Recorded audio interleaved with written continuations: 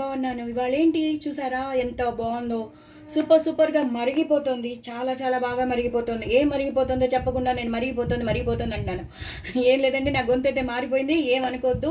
నాకు ఫుల్ దగ్గు, జలుబు, జ్వరం. బట్ ఆల్సో నేను మీకు అందరికీ కన్సిస్టెంట్‌గా పంపిస్తాను, షేర్ చేస్తాను కాబట్టి వీడియోస్ ఇవాళ నేను షేర్ చేస్తున్నాను. పప్పు పులుసు చాలా వెరైటీగా వచ్చింది. చాలా వెరైటీ అయిన పప్పు పులుసు. ఇవాళ నేను ములక్కాడలు ఏం వేయలేదు. జస్ట్ ఉల్లిపాయలు, టమాటోలు వేస్ట్ చేసేసాను. వెల్లుల్లిపాయ పోపు పెట్టుకున్నాను, ఇంగు పోపు పెట్టుకున్నాను, ఎక్కువ పోపు వేసుకున్నాను, ఆవాలు జీలకర్ర పోపు వేసుకున్నాను. అద్దరిపోయింది. ఎండుమిరపకాయలు వేసానేమో అద్దరిపోయింది.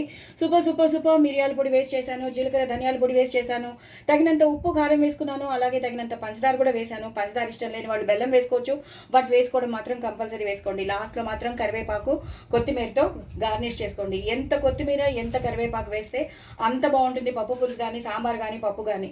సో ఇలా మరగాలండి. పప్పు పులుసు ఎంత మరిగితే అంత బాగుంటుంది. చింతపండు రసం కూడా వేశాను, అద్దరిపోతుంది. ఎంతో చూసారు కదా వెల్లుల్లిపాయలు ఎలా కనబడుతున్నాయి మీకు.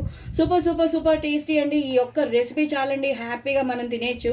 1-2 సార్లు తినేయచ్చు, మూడోసారి కూడా తినచ్చు. వెయిట్ కూడా పెరిగిపోవచ్చు. అంత బాగుంటుంది.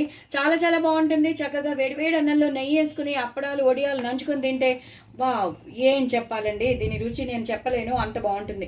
సో తప్పకుండా చేసుకోండి, ఎంజాయ్ చేయండి. నా ఛానల్ మాత్రం సబ్స్క్రైబ్ చేసుకోవడం అసలు మర్చిపోద్దు. నేను షేర్ చేస్తున్నాను, తప్పకుండా చూడండి, చేసుకోండి.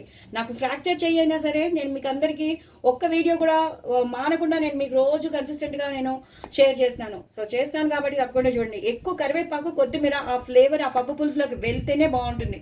నేను ఇలా 10 సార్లు చెప్తున్నానని కాదు, ఎంత వెళ్తే అంత బాగుంటుంది, ఎంత మరిగితే అంత బాగుంటుంది. చూసారు కదా, అలా మరిగిపోవాలి. పప్పు పులుసు అనేది ఎంత మరిగితే అంత బాగుంటుంది. సో అలా మరిగించండి. ఒక 5 మినిట్స్ తర్వాత బంద్ చేసేయండి. ఇలా ఎల్లో కలర్ పప్పు పులుసు కావాలని కోరుకున్నాను. సో ఎల్లో కలర్ పప్పు పులుసు చేసుకున్నాను, ఎంజాయ్ చేస్తాను. మీరు కూడా ఎంజాయ్ చేయండి. నా ఛానల్ మాత్రం సబ్స్క్రైబ్ చేసుకోవడం అసలు మర్చిపోద్దు. నేను రెసిపీ పంపిస్తాను కాబట్టి ఎలా చేశానో, ఏం వేసానో అన్నీ చూడండి, చేసుకోండి.